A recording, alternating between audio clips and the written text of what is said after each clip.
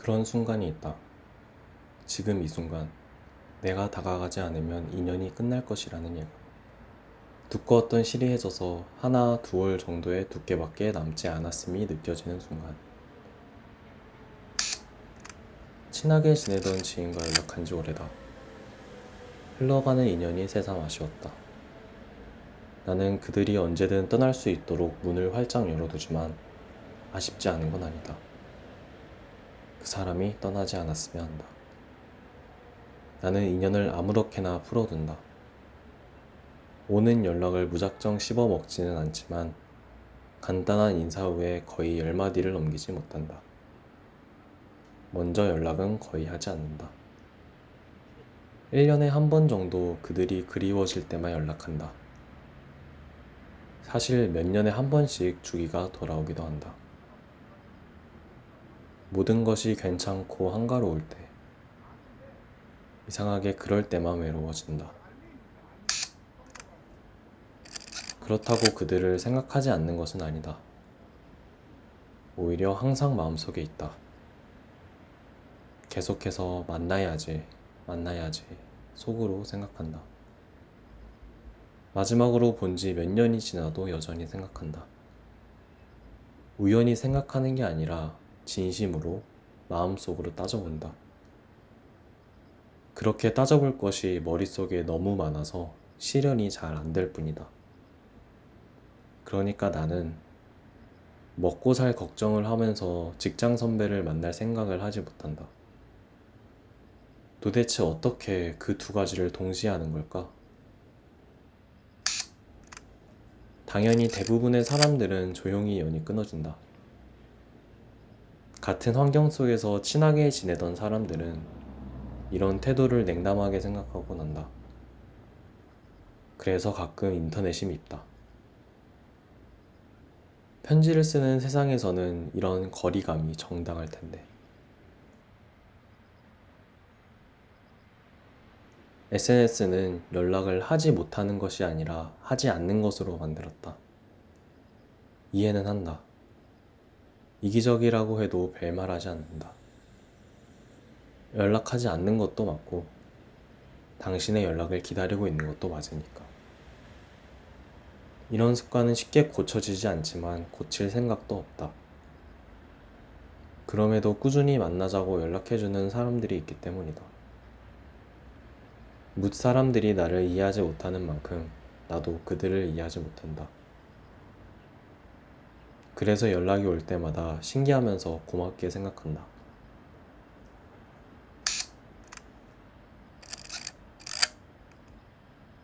군대에서 맞선임은 축구를 좋아했다. 조용한 사람이었는데 인기가 많은 사람이었다. 괜히 놀리고 싶은 사람이었다.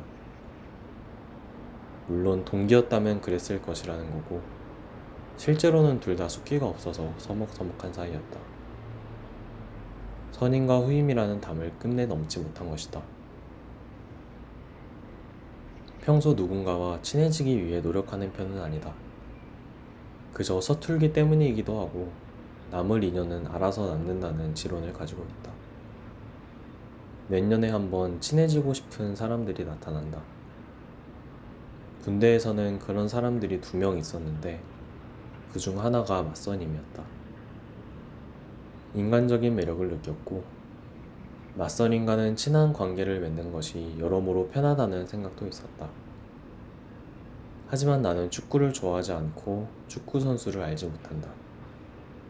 그들의 라이벌리에 관심이 없다. 더군다나 허허시실 가벼운 이야기로 대화를 이끌어 나가는 것에 능하지 않다. 나는 어디서든 들어주는 사람이었다. 만약 사회에서 들어주는 사람이 2명 만나게 된다면 오히려 편할 수 있다. 서로 이야기하지 않고 있다가 제 갈 길을 가면 되니까. 하지만 선임과 후임이라는 관계는 어떤 의무처럼 친밀도를 요구했다. 이는 나와 선임 모두가 느끼고 있는 바였다. 그래서 우리는 함께하는 군생활 동안 상대를 비껴나가기만 하는 질문과 답변을 몇 번 주고받았다. 아마 아직도 그 음성들은 평행선을 달리고 있지 않을까? 그와 나는 끝내 친해지지 못했기 때문이다. 옆 텐트에서는 사수와 부사수가 두런두런 대화를 나누고 있었고 우리는 돌아누워 잠에 들었다. 아쉬운 마음에 모서리가 생겨 따가웠던 적이 있다. 동기 중에 재밌는 경상도 남자애가 있었다. 축구를 좋아했고 태생적으로 웃겼다. 그의 저녁 전날에 생활관을 찾아가 오랫동안 인사를 나눌 만큼 나도 그를 좋아했다. 사수 역시 마찬가지였다.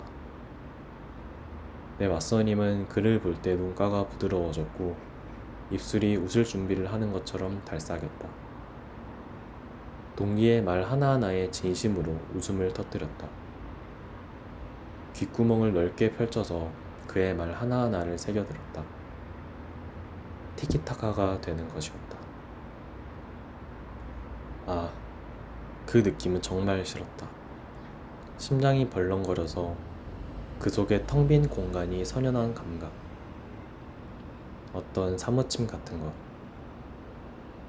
사람은 노력한다고 가질 수 있는 것이 아니다. 나는 그게 참 슬펐다.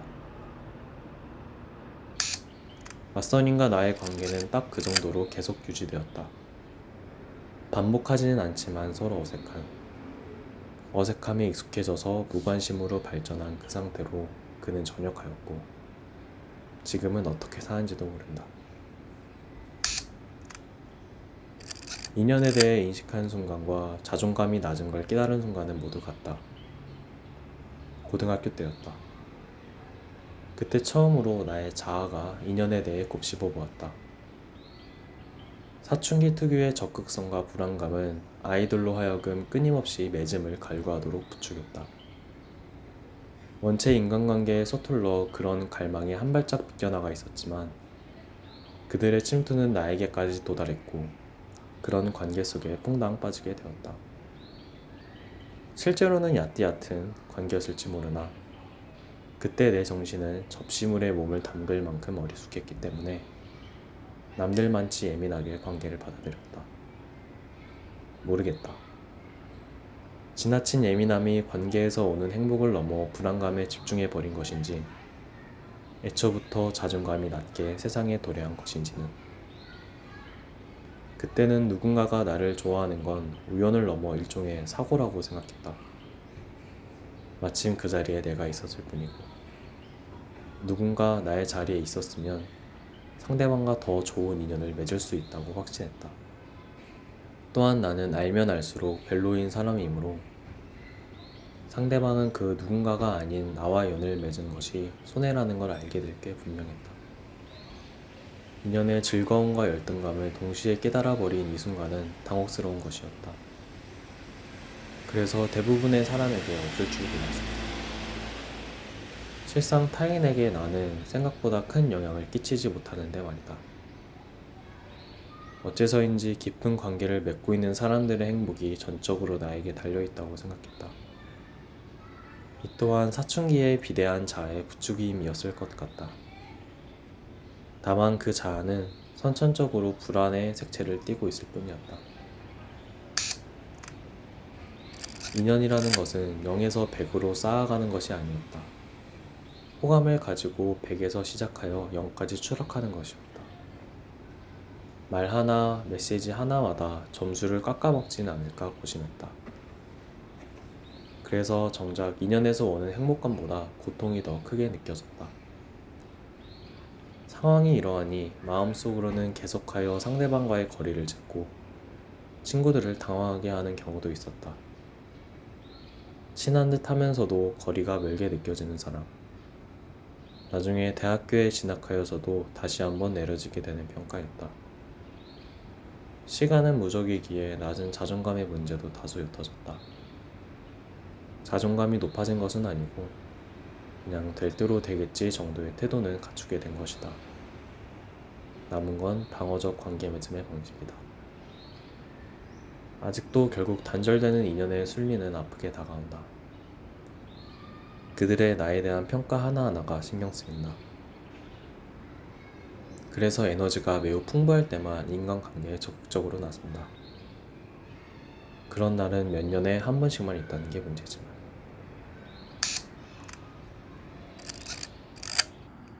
지인에게 DM을 보내고 다음날 답장이 왔다.